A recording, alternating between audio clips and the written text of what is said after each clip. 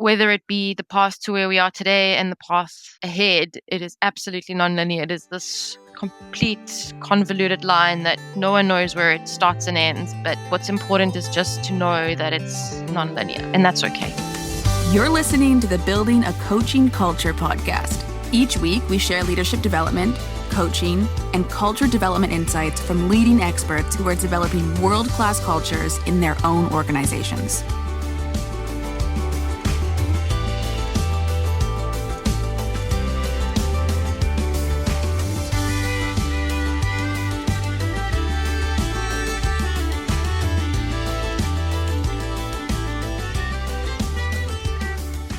Hey, welcome back, everybody. J.R. Flatter here with my distinguished guest, Milica Wojno.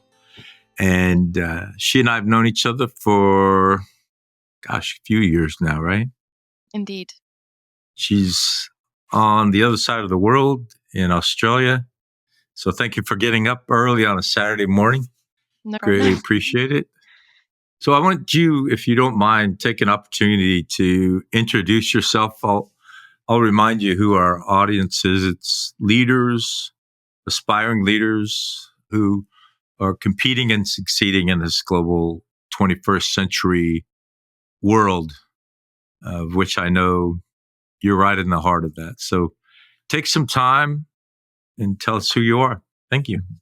So I work in professional services, and I lead a team of about 4, but cross globally. So I've got some staff in India and I've got some staff here in Australia. I still think of myself as like a fairly new leader. I'm still kind of working out how to navigate the ways things work in this sort of male-dominated industry, to be honest. So it is a bit tricky, and I still feel like I'm learning a lot every day regarding being this new leader in this environment. But yeah, it's a good experience. So you say you're relatively new to leadership. How long have you been in a leadership role? Formally, I would say just under 2 years. And what are your biggest challenges? At the moment, I would say it's the generational gap between the staff that I lead and the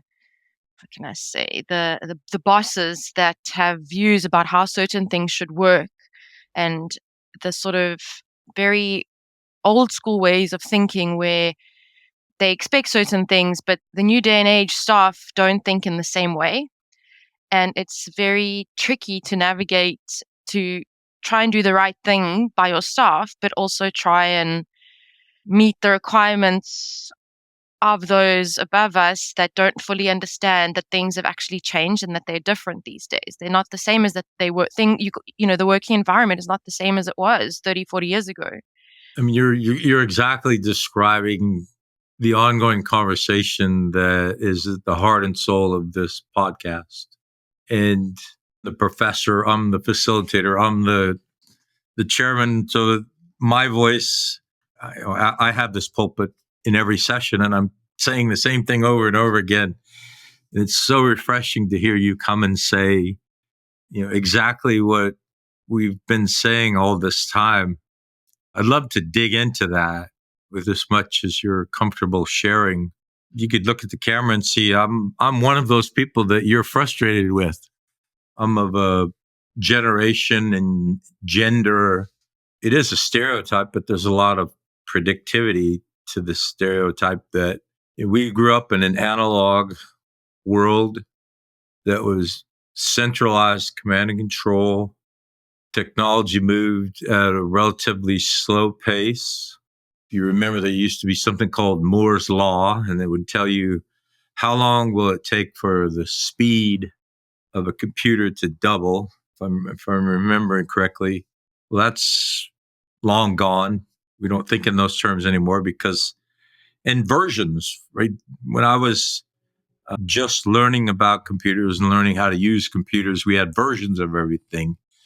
And everything's updated constantly now. Every time you turn on the app, it's the latest and greatest. So I'm not going to pretend to know what generation you are, but I suspect the team that you're describing, who's mostly frustrated, might even be a bit younger than you are. And so it's even further removed than I am. And my generation and I are at the tail end of our careers. A lot of us have already retired, and there's a few that'll be here for maybe another decade.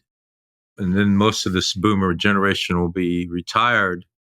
But if you could do your best to put yourself in the shoes of your team and tell us what's frustrating them. It's not necessarily the work itself. I suppose I think it's more of the way of working. So it's things like, working from home versus sitting at your desk and at your computer from 8 to 5, whatever. It's the difference in these days when when you get sick, you don't go to the office, even if you are only a little bit sick, to try and not spread it anymore. Whereas when I was younger, we used to go to the office no matter, unless you were dying, you went to work. There's a much bigger focus on family, work-life balance, and even pets. So I know that there are some people that they have pets, and those pets are their children. I'm proud to say that I'm actually one of those. I've got 2 human children and 2 furry children, and I love them all very, very much. And sometimes you'll find that, if you've got obligations with regards to your furry children that the old bosses don't understand. They're like, oh, but it's just a dog, or it's just a cat, or you can't need to stay home for your dog. That doesn't make sense. And they don't realize that that's what's important to the people now. It's about that flexibility. It's about being able to take your dog to doggy daycare or doggy school or whatever and not be judged for it. It's about not about having to have bum on seat for 9 hours straight. It's about working from anywhere at any time. So it's more of the way of working and things like that I think are more frustrating. And I'm not being quiet academically. I'm being quiet because I'm genuinely thinking about what's the next best question? Because I get it.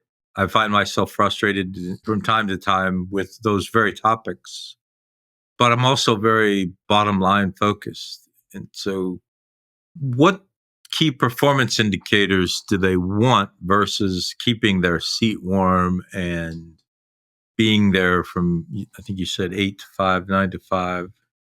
How do they want to be measured? What is their measures of success? I think it's more in line with that balanced scorecard kind of thing. I can't remember all of the points of it, but it's not just about the bottom line anymore. It's about all the factors that contribute to that. So yes, obviously work needs to get done and bottom line needs to grow. That is obviously an important factor. But the difference now is that it's not the only thing. You can't sacrifice everything and everyone around you just to increase that bottom line. Sometimes you do need to invest in other areas. Sometimes you do need to spend some time on team morale, social things. Sometimes you need to give a staff member some time off because that's what they need for their mental health or whatever it may be. And yes, while that doesn't necessarily add to the bottom line directly, it's an investment into the bottom line going forward. So it's a very non-linear value proposition what I hear you describing. I mean, at the end of the day, revenue has to exceed expense. And as a for-profit business, which I know that's who you work for, is a for-profit business, returning in value to stakeholders. But where I always come at this most often is from a recruiting and retention perspective. Talk to me a little bit about that. So from a recruiting perspective, I mean, let me actually just take a little step back. In professional services, you were mentioning, revenues need to exceed costs. Absolutely. I mean, then there's no point otherwise if it's not a for-profit, right? But you must, in my kind of work, our costs are staff. We provide services, we provide professional services. And without those people, there is no product, there is no revenue, there is nothing.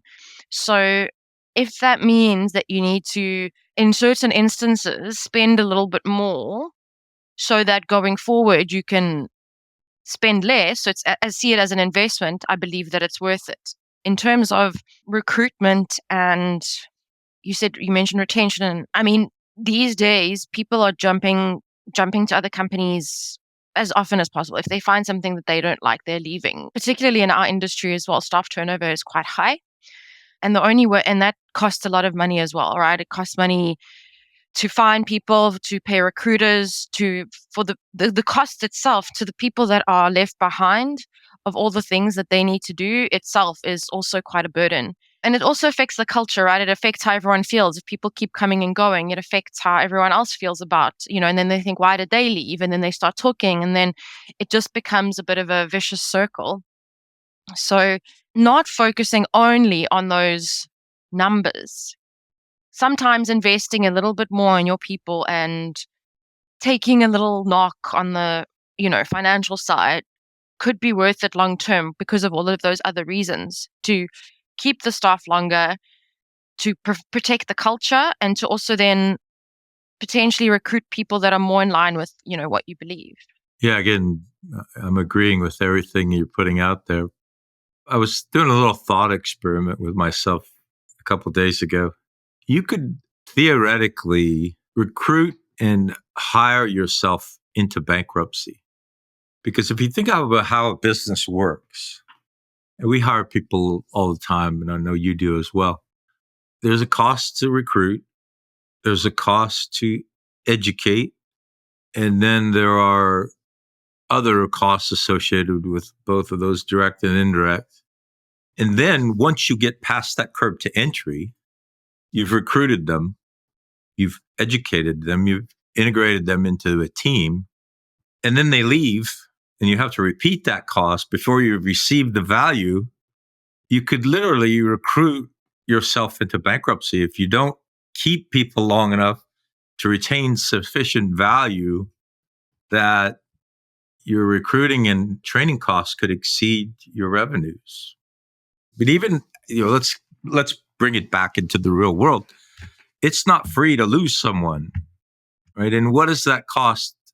There has been a lot of research on cost of leaving, but it's all been based on the person leaving and what made them leave. I don't think we've done a lot of research on what is the actual direct cost of losing a valued employee that you've recruited, you've trained, you've made part of a team, and now you've received some value back. It takes a year or two. You're brand new in your leadership role, and it's 2 or 3 years old. So whatever the cost to hire and train you, they haven't received it back yet. And so if you leave, it's a negative investment. It's interesting the way you talk about the cost of someone leaving. One of the things that I do in my practice and evaluations is valuing a workforce. And the way that we value that, interestingly, is the cost to recreate it. And it doesn't necessarily mean, it's not necessarily based on the cost to the company. It's based on the recruiter's time. It's based on time it takes to get them, trained up, get them productive, get them integrated, as you said, into it. And you're right, that cost is there. But somebody told me, saying the other day, I think it was quite an old saying, and they say something like, what if you invest in your people and they leave, versus what if you don't invest in them and they stay, right? So you've got to make that, either way, just got to keep doing the best you can, and you've got to keep making that investment. Otherwise, you're going to lose out. Yes, you might lose out financially, but if you don't, you'll lose out in every other way too. Yeah, and I think that's exactly right. It's the classic conversation between the CFO and the CEO. The CFO says, what if we educate them and they leave? And the CEO says, what if we don't and they stay? So part of the equation, I've never worked in your industry, so I'm an outsider looking in.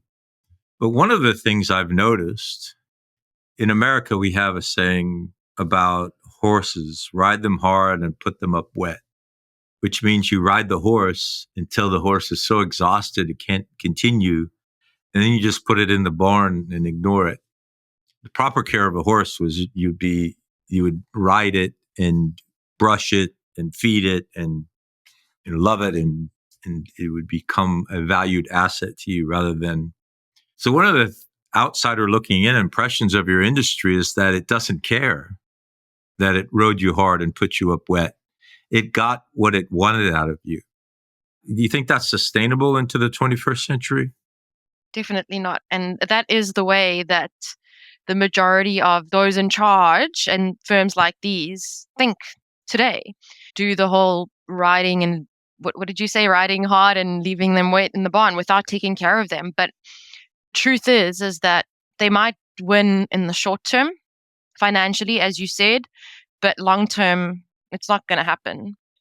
I always talk about the global labor market, and we've tried, and I don't think the experiment was terribly successful of hiring support services globally, because even though I know where you work and what you do, you might be able to pick up and go do that in another geographic location in the world, but it would take a lot of time to figure it out. And it's not as transportable as we used to think it is. And to some extent, the global labor market that we're trying to attract and retain is kind of localized in some ways. And so the resource that you are and those that work for you and around you and alongside of you, it's not unlimited. It's a scarce resource. The fundamental rule of economics is scarcity. And so labor, good labor, hardworking labor is scarce. So what should we change to attract and retain the best and brightest? You cannot only focus on the bottom line. You need to start focusing on looking after the horse, in a manner of speaking. You need to invest that time. And yes, sometimes you'll end up investing and, not all investments will be a success. It's the way it works. You can't put your faith in everyone and everyone will, follow through. It doesn't work that way. So yes, but that doesn't mean you don't and still keep trying to invest and keep trying to find someone and attract these people in the right way, in the way that they value, rather than the way that just is about making money. So there's a famous economist in America. He actually won a Nobel Prize in economics that said the only responsibility of a corporation is to maximize profits. It was Milton Friedman. I think he was absolutely right, but I also think he didn't say it was a straight line. And that's where I keep us continuing to return to is this non-linear. You and I, when we've long ago used to say emotionally intelligent 21st century leadership is non-linear. And it sounds like you're struggling with a linear leadership style above you and perhaps even alongside you, when a non-linear 21st century style is what's needed. Exactly. Like you talk about yourself as one of those people, but you think differently. That's what makes you different. You see things the way that they are now in the 21st century. You haven't been stuck in that way of thinking from, I don't know, hundreds of years ago or whatever. You've evolved. That's what makes you different. I'll speak for my generation a little bit. And I don't mean this in a pejorative way, but you see this repeated cycle, this thought of it worked for me. This is how I was educated, and this is how I've been taught and trained and treated. I'm getting close to 50 years in the labor force, and we're well into the 21st century now. And actually, management studies started in the early 20th century, but it was all about how well could someone shovel coal. They had a guy, his name was Taylor, and he actually studied workers shoveling coal. What was the most efficient way for a worker to shovel coal? And that's where it all started. It's just such a blinding flash of the obvious of nobody shovels coal anymore. Well, they do, but not with a shovel into a furnace. I always said I never wanted to be the best buggy whip maker in the world in the 21st century. Right? Back in the 20th century, when we had horses, we would snap a whip at them to make them run a little faster. What I hear you saying is that they're leading coal shovelers, and you're not coal shovelers. You've just coached me. Thank you. I've got a new way of looking at this right now. What does a traditional arc of a career look like now in the 21st century? What do you think, if you were predicting for this team of young people that work for you, what does the next 30 years look like for them? I think it's Definitely non-linear. Some of them will move faster than others. Some of them will change, what they want to be doing, what they're doing now versus what they're going to be doing 5 years from now, 10 years from now, 30 years from now. It's going to be one of those squiggly lines. It's never going to be, oh, after 2 years, this is going to happen. And then after 2 years, this is going to happen. It's just not like that anymore. It's completely all over the place. I mean, I know myself, I changed careers a number of times to get to where I am. And I don't know what's going to happen 5, 10 years from now, right? I mean, for all I know, I could be doing something completely different again. It's completely nonlinear. It's completely dependent on other circumstances of life, of your family, of your own wants and needs, which generally and, normally will change. And if that happens, people are not scared to take career breaks and, not study and just go. There's a girl that I used to mentor at a previous place that I worked, and she was on that track. Like, she was brilliant. She was a superstar. She was on that track. She was growing. She was going faster. She was ahead of the curve, jumping up to become really high up really quickly. And she was doing so well. And unfortunately, one of her friends took their own life, and it took her months to kind of recover from that. And subsequent to that, she decided to take a career break. She completely just stopped. She left. She went to go live in a small town and probably bartending or waitressing or something. She just needed to get away from, she didn't want the linear life that she had foreseen, that she had always wanted. She just, her perspective completely changed, and she just went off to do something else. And I hear more and more about that. I hear more and more people doing crazy things like that. I mean, when my parents used to work, for example, they would work at a company and stay there for 40, 50 years or whatever, and just until they got the golden handshake at the end of, when they're retired. It's not like that anymore at all. It's not even like staying in the same career anymore. It's jumping from, being an accountant to being a bartender to then, I mean, who knows what she's going to decide 5 years from now. She might go back to it, who knows, or she might, I don't know, become a doctor. I mean, I don't know. But the point is that it's completely not linear anymore. There is no way to know what that line is going to look like. All I know is that line is absolutely, as you said, non-linear. That's definitely a good theme for our for the day. It's a lot of the stuff is completely not linear. So in another decade, you're going to be in charge. I mean, you're already a leader, but you and your peers are going to be CEOs, if not already. So the MBA for 100 years was the way to become a leader of a corporation. If you wanted to become a successful leader, you found a good MBA program and you went to that program and you came and you got rode hard and put it wet again as a brand new MBA and found your way very likely into the C-suite, into the executive suite. What's the path now? What should it be? How do we prepare you to be a CEO in a nonlinear world, a digital AI nonlinear world? I mean, I myself have done an MBA, and I'm pretty sure that the things I've learned are very different to the things that somebody else would have done in their MBA many years ago. What I do know, however, is, I mean, I've studied various degrees in my field and gotten various qualifications. And what I realized after studying quite a lot in my life was that eventually it starts all becoming repetitive. There's only so much, how can I say, theoretical or technical things you can learn.